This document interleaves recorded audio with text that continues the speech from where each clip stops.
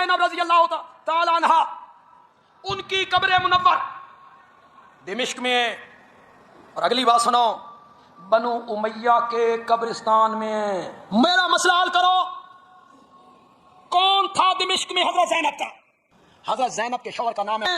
تو اگر تم نے ہمارے کھاتے میں ڈال دیا ہے تو پھر ہم لعنت کریں، تمہیں تکلیف کیا ہے؟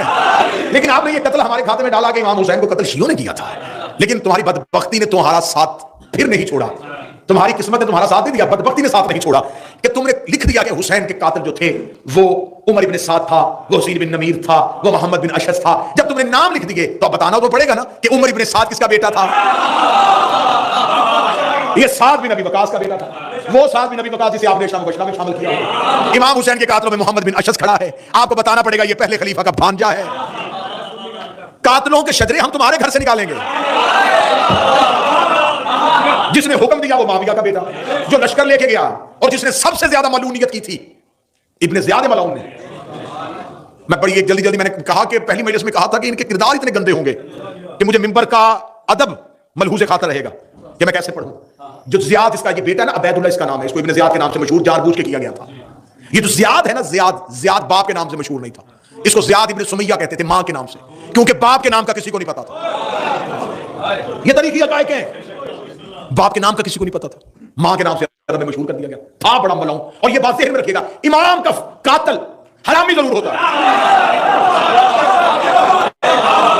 یہ بات طے ہے، معصوم کا قاتل حلالی نہیں ہو سکتا۔ یہ ماں کے نام سے مشہور تھا انتہائی بد فطرت، بد خصلت، بد کردار، بد مزاج۔ آخر حاکم شام کو کسی نے بتایا تھا کہ تو نے عمر بن عاص جیسے بندے اکٹھے کیے ہوئے ہیں، اگر تو زیاد کو بلا لینا تو وہ تیرا پورا ساتھ دے گا، لیکن وہ اپنی اکڑ میں تھا، وہ حاکم شام کو ماننے کے لیے تیار نہیں تھا۔ اس نے مغیرہ ابن شعبہ کو یہ سازش دے کے بھیجا، اس نے کہا تو زیاد کو تیار کر کے کسی طریقے سے میرے پاس لے کے آ۔ جب اس نے زیاد کو لے کے آیا کہ تجھے حاکم شام ملنا چاہتا ہے، اس نے اپنے دربار میں بڑی تقریب کا انعقاد کیا۔ لوگوں نے کہا کیوں؟ کہنے لگا آج میرا ایک بچڑا ہوا بھائی مل گیا۔ جب یہ دربار میں پہنچا تو لوگوں نے کہا کہ تو حاکم شام کا بھائی ہے؟ اس نے کہا نہیں، میں تو اس کا بھائی نہیں۔ اس نے 4 لوگوں سے دربار میں گواہی لی کہ اس کا باپ میرا باپ ہے۔ اور یہ تاریخی حقائق ہے، میں نے آپ کے سامنے پہلے،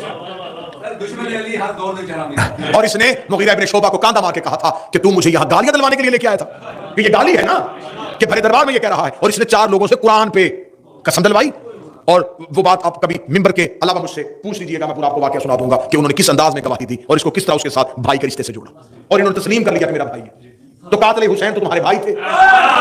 جب حاکم شام مرنے والا تھا تو اس نے 4 لوگوں کو بلایا شام اپنے پاس، اس میں سعید بن عاص کو بلایا، حسین بن نمیر کو بلایا، ضحاک ابن قیس کو بلایا۔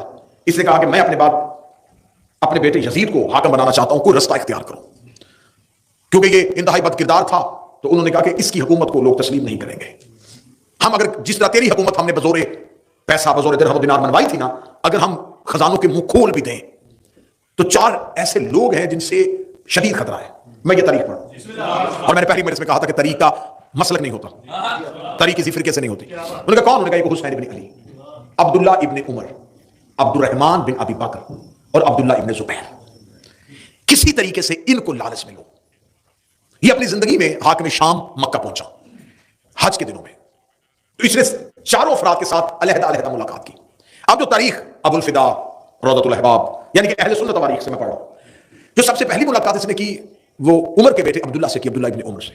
اس نے کہا کہ اگر میں اپنے بعد یزید کو خلیفہ بناؤں تو اسے کیسا دیکھتا ہے، تو اس کی خلافت کے بارے میں کیا خیال رکھتا ہے؟ ان کا آگے سے جواب یہ تھا، دیکھ مجھے تو حکومتوں کے ساتھ کوئی لینا دینا نہیں، میں گوشہ نشین آدمی ہوں، اگر سب نے تسلیم کیا تو میں بھی کروں گا۔ یہ ان کا جواب تھا، کیونکہ انہوں نے اس ایک اصول پہ خلافت بندی دیکھی تھی کہ اگر جمہور تسلیم کر لیا جائے تو تسلیم کر لیا جائے، جیسا کہ ایک خلیفہ نے اپنے باپ کو خط لکھا تھا، مبارک ہو میں مسلمانوں کا خلیفہ بن گیا ہوں۔ تو اس نے کہا تھا کہ کیا ہاشمی دنیا سے چلے گئے؟ ہاں یہ خط کتابوں میں موجود ہے۔ اس نے کہا ہاشمیوں کے ہوتے ہوئے تمہیں خلافت کس نے؟ اس نے کہا اس لیے کہ میں عمر میں بڑا تھا، باپ نے کہا پھر میں آ جاؤں، تو تیرا بھی۔ اب یہاں یہ اصول بن گیا تھا کہ خلافت اس بنیاد پہ بنتی ہیں، بڑے ہونا، رشتہ داری کی بنیاد، یہ اللہ کے خلیفہ ہونے کی نشانیاں دیکھیں، ظلم اور ستم دیکھیے گا تاریخ کا۔